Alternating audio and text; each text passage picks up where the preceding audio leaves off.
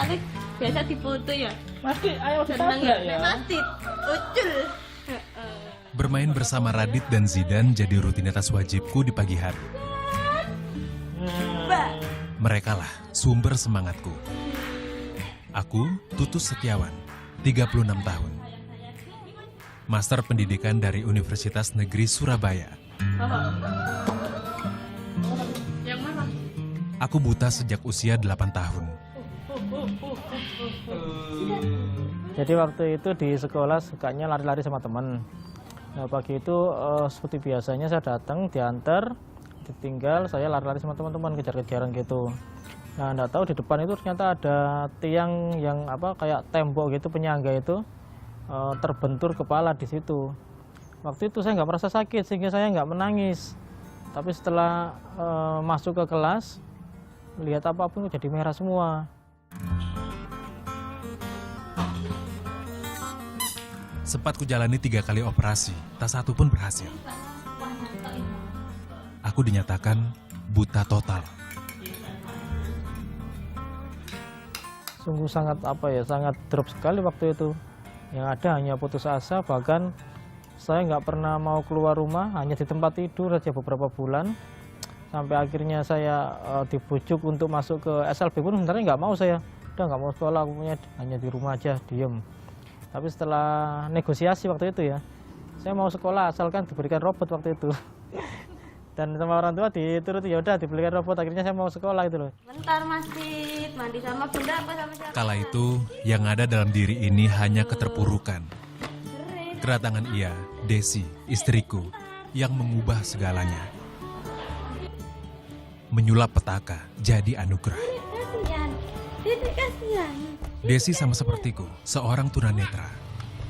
Namun, ia masih bisa melihat samar dari jarak sangat dekat. Hidupku semakin lengkap kala Tuhan berbaik hati menambah rezeki melalui 2 putraku kini. Ayo, nenek. Satunya.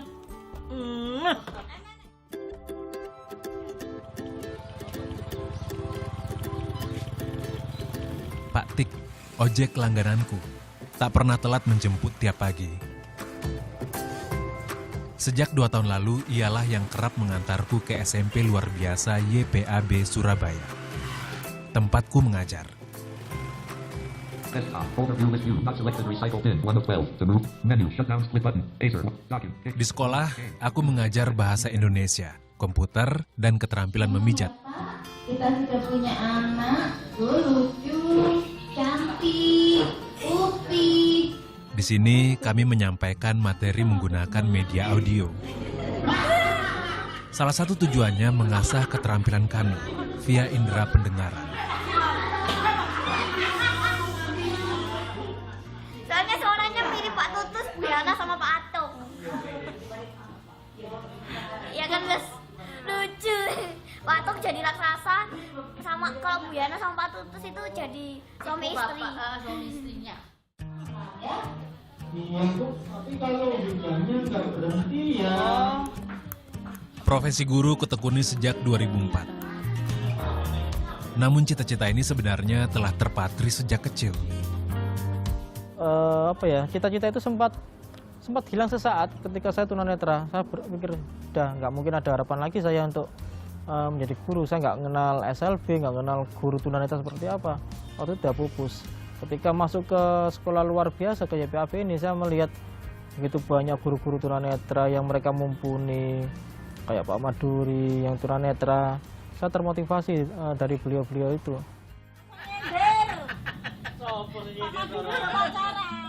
Darinya, aku kerap belajar. Pak Maduri adalah angkatan pertama yang lulus dari sekolah ini. Pasca lulus tahun 1972, ia pun mengabdikan dirinya di sini.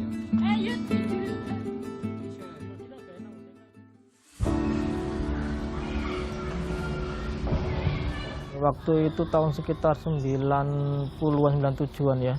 Itu banyak kali diskriminasi yang dialami teman-teman tunanetra, baik di bidang pendidikan, pekerjaan, kesehatan, dan mengakses apapun lah itu kita sangat sulit. Sedangkan kita melihat di kota-kota lain seperti Jakarta, Bandung itu sudah maju. Nah, akhirnya saya bersama beberapa orang teman berinisiatif membuat sebuah wadah bagaimana sih bisa memberdayakan lah teman-teman tunanetra. Kantornya menempati lantai 2 rumahku di daerah Karah, Surabaya Selatan. Sama seperti di sekolah, di sini kami mengasah berbagai keterampilan agar tak kalah saing, sekaligus menghilangkan stigma bahwa kami tak bisa apa-apa.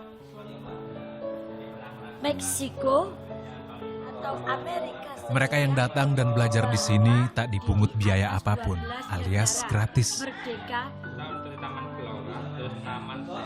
Kita nggak pernah digaji sepeser pun dari kegiatan yang kita lakukan. Semuanya pure CSR kita lah ke masyarakat, ke teman-teman tunanetra yang lain. Itu Mbak, itu yang membedakan. Jadi memang untuk kerja dari teman-teman LPT ini paruh waktu. Dalam arti apa? Kalau pagi kita harus kerja normal karena kita juga sebagai guru PNS dan dituntut oleh keluarga, oleh orang sekitar kita untuk menafkahi mereka. Sehingga ya itulah kerjaan kita yang kita utamakan, baru setelah itu kita berkegiatan. Itu yang membedakan mungkin.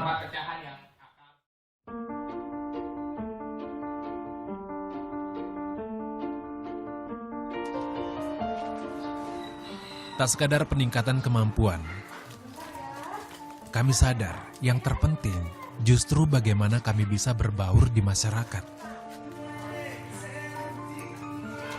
Kayak geledek ya? Oh, geledek sambelan geledek. Geledekan. Bahasa Indonesia, pintar dia, jago. Apa yang susah bahasa Indonesia? Ya biasanya kayak Mas Jas, gagasan utama, muncul itu mesti. Lalu kata kayak puisi, baku ambil, tidak baku ya, puisi juga. Apotek kan kata Pakai E. I.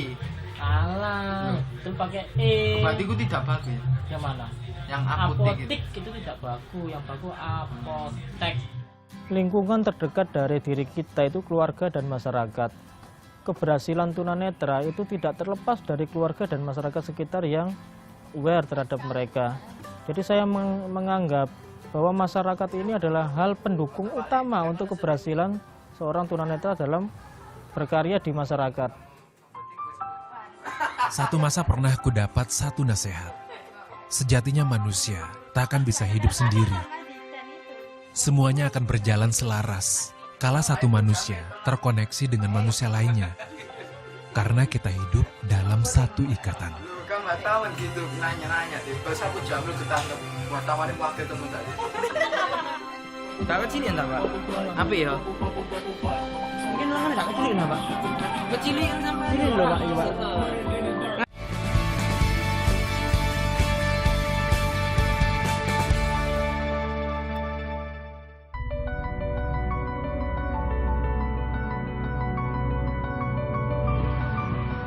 Negeri ini menjamin kesetaraan bagi tiap warga negaranya.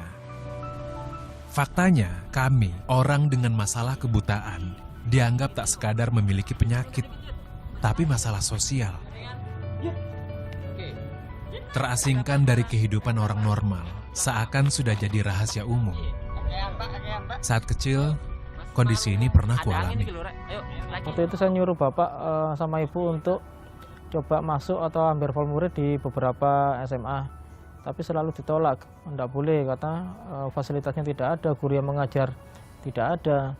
Sehingga akhirnya pada titik terakhir saya sendiri yang ikut ke sekolah untuk mendaftar, dan saya bernegosiasi dengan kepala sekolah bahwa kalau saya tidak bisa mengikuti pembelajaran selama catur bulan tidak usah dikeluarkan karena saya akan keluar sendiri.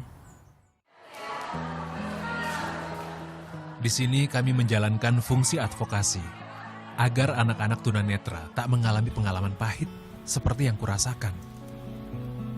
Di Surabaya baru 2 SMA inklusi yang ditunjuk, yaitu SMA Negeri 10 dan SMA Negeri 8. Alfian salah satu binaan kami di LPT, bersekolah di SMA Negeri 8.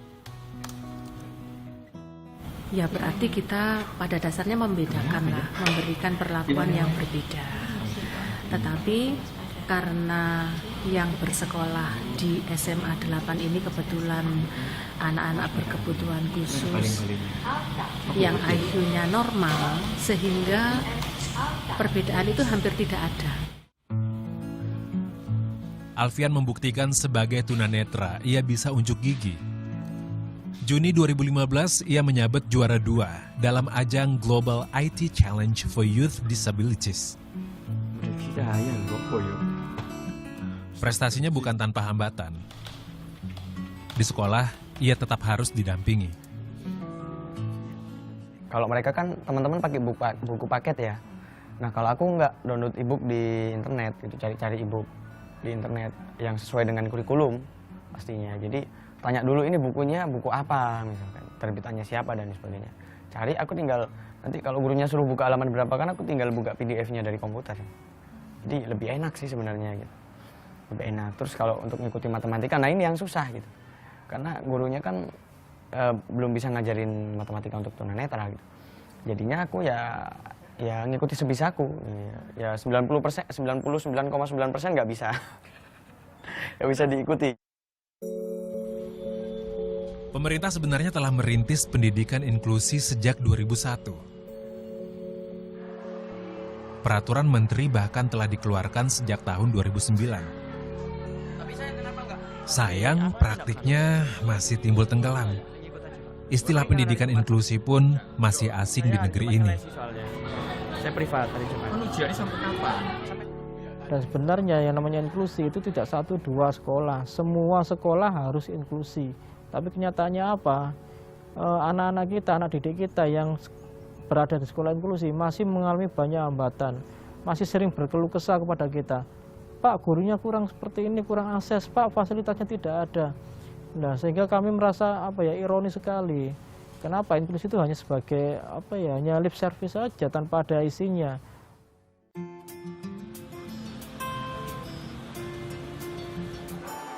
Termasuk inklusi dalam berbagai bidang kehidupan.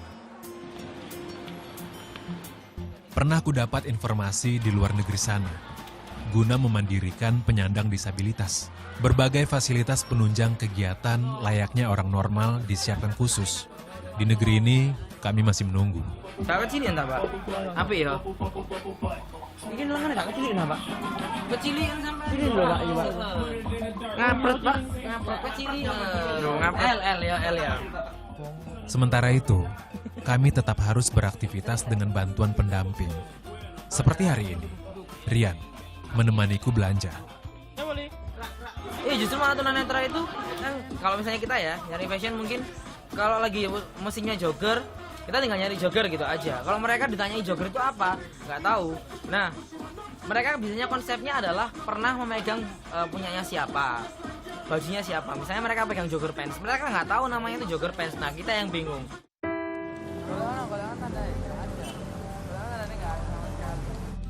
Sangat tidak akses karena kita nggak bisa menggunakan sendiri tanpa digandeng orang lain. Kalau namanya aksesibilitas itu harus kita mudah dalam mengaksesnya. Tapi nyatanya tidak ada tanda misalnya kalau lampu merah dia berbunyi sehingga kita tahu oh ini merah bisa jalan. Selain itu di zebra cross itu harusnya ada tanda khusus misalnya garis-garis memanjang sehingga kita kalau nyebrang bisa lurus tidak belok-belok. Cendra, ayo. Tanya pintu masuknya mana? Mana Pak ya? Sini Rek. Nah, makasih Pak. Untuk masuk ke stasiun saja kita masih kesulitan. Memang ada ubin pemandu ya, tapi dia tidak mengarahkan ke pintu masuk. Jadi kita harus cari orang dulu untuk tahu pintu masuknya. Dan setelah ada pintu masuk, itu untuk menuju ke loket itu juga susah. Kita nggak ada yang ngarahkan, kecuali harus tanya dulu. Dan tadi juga nggak ada yang gandeng, kita hanya jalan sendiri aja, feeling. Pas ada tali-tali gitu tahu bahwa ini tempat lurus pasti ada loket. Tuh komputernya ya. Ayo sini, Yan.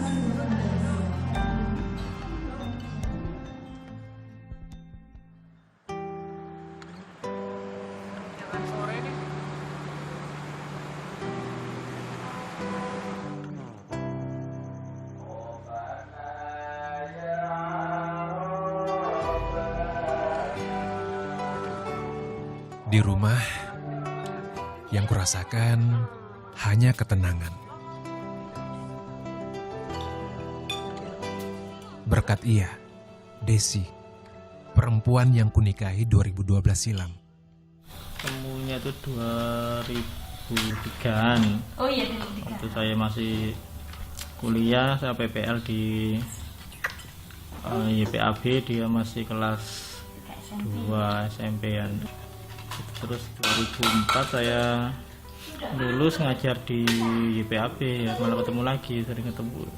Ya, karena perhatian, sering ketemu, terus sering apa ya, kalau kadang-kadang ngajar kan sering ketemu juga Mbak, tugas-tugas, akhirnya telepon. Terus juga main ke rumah, itulah. Tantangannya kini, mendidik anak-anakku yang terlahir normal. Bisa menerima kondisi kedua orang tuanya yang tunanetra. Kalau saya seperti ini Mbak, sebenarnya penerimaan mereka terhadap orang tuanya. Orang tuanya seperti ini kondisinya. Yang penting satu, mereka harus bisa paham dan bisa menyadari. Karena juga nggak sedikit ya anak yang malu orang tuanya mengalami kekurangan. Tapi ini saya berusaha kikis sejak kecil. Saya inginnya memberi pengertian ke dia, orang tua seperti ini, dan dia harus bisa apa nantinya, misalnya gandeng sendiri. Kuyakini selama aliran sayang dan cinta tak terhenti, anak-anak akan tumbuh dengan hati yang besar.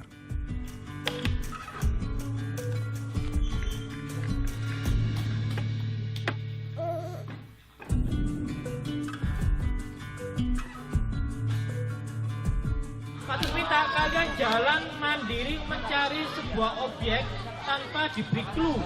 Jadi kalian cari sendiri.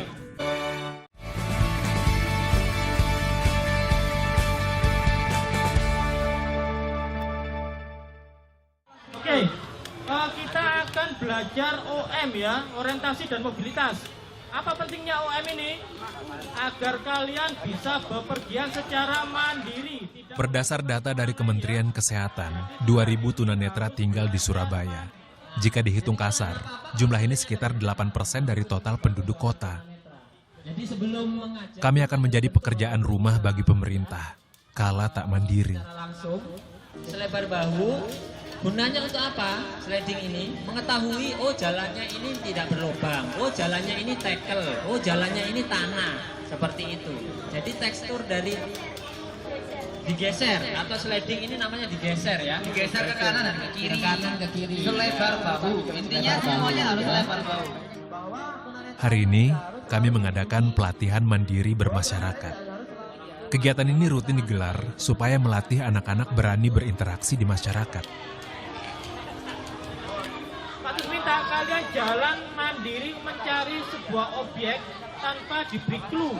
Jadi kalian cari sendiri. Gimana caranya?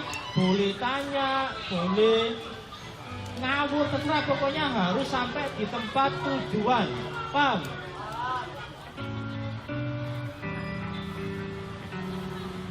Tak hanya anak-anak, pelatihan juga ditujukan untuk orang tua mereka. Penting Mbak, karena selama ini ya, kalau kita ngomong tunanetra itu banyak dari keluarga yang terlalu overprotection. Mereka terlalu melindungi anaknya, kemana-mana nggak boleh, sehingga anak itu terkekang di rumah. Dengan adanya pelatihan semacam ini, orang tua akan terbuka, oh ternyata anakku bisa kalau sendiri. Mereka kalau menggunakan tongkat yang baik, insya Allah bisa selamat sampai tujuan. Kamu harus merasakan, kamu kalau jatuh gimana yuk. Pokoknya dirasakan tongkatnya ya. Ya kalau itu tetap ada kewajiban cuma ya itu aja. Masalahnya untung sekali dapat saya dapat mengikuti acara ini. Jadi paling enggak saya di rumah itu bisa membimbing cara bagaimana untuk supaya anak ini dari kamar berangkat ke kamar mandi, cara jalan-jalan. Misalnya kan di rumah kan banyak halangan juga, anak kecil juga. Di sebelah kanan kalian itu adalah danau. Awas cepat, Dras. Oh iya.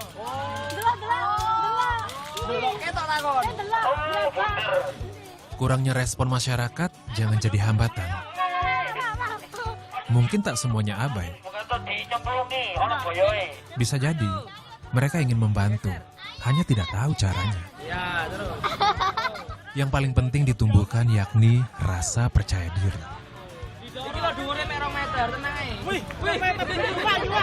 Enggak, apa kurang? Ayo kurang sih di mana sih? Ayo, terus. Kurang. Salah satu karakteristik dari anak-anak ini adalah dia punya rasa kekhawatiran yang terlalu tinggi, sehingga dari kekhawatiran itu menghalangi dirinya untuk bisa beraktivitas karena dia terlalu banyak beranalisa gitu. Sebelum beraktivitas dia akan beranalisa, jangan-jangan seperti ini, jangan-jangan seperti ini. Dengan kegiatan outbound, harapan kami adalah ini mengikis rasa kekhawatiran dia. Erik salah satu yang kuanggap berani mendobrak kekurangan yang ada dalam dirinya. Hobinya bermain catur, menjadikan ia juara 2 kompetisi catur tunanetra tingkat nasional. Ia belajar otodidak, dengan modifikasi sedikit pada papan caturnya. Papan caturnya harus dimodifikasi. Misalnya kalau yang ini yang putih ditimbulkan, jadi diberi tambahan triplex sehingga dia lebih tinggi daripada yang hitam. Lalu buah caturnya untuk membedakan hitam dan putih sama, diberi paku pinas atau paku payung kayak gini ya. Satu lagi bukti, tunanetra juga bisa berprestasi. Belajar sama Om dulu. Yang seru dari main catur. Apa yang bikin kamu suka terus seru nih main catur? Karena mikir terus mungkin, Mbak. Aku percaya Tuhan tak akan menguji hambanya di luar batas kemampuan. Tunanetra bukan suatu hambatan bagi kami ya. Tunanetra itu hanyalah cara yang berbeda mungkin yang diciptakan Allah agar kita dapat meraih sukses di masyarakat kita ini. Tuhan memberiku kehidupan ini karena yakin aku bisa menjalaninya.